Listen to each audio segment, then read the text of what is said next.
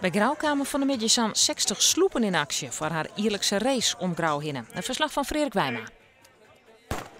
En los is de 18e editie van het sloeproeien bij Grauw. Het is een wedstrijd in de serie om de Nederlandse titel. Serie van 8 wedstrijden, waarvan de 6 beste uiteindelijk meetellen om de titel. Je vooraan in een rede sloep zeggen we de Grutte Beer van de Jouwer.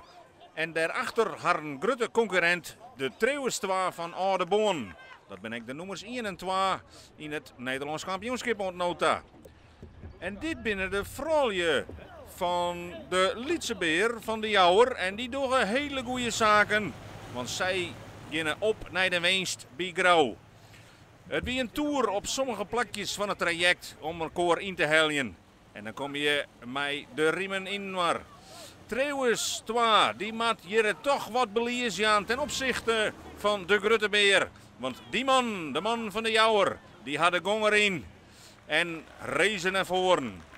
Deze boot komt als eerste over de finish, die Sela van Hattem. Maar vlak daarachter finishen oren vrouwelijksboten. En dan de finish van de Grutte Beer. Die had de gonger in. En dan gaat het erom hoeveel je op de concurrentie pakken kunnen. Ze gaan alles eruit hellen.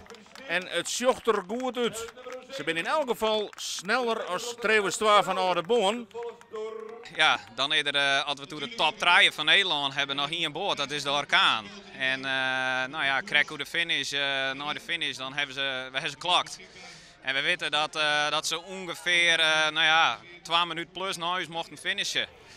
Nou ja, dat weet ik, dus dat wordt hartstikke spannend straks maar uitslag.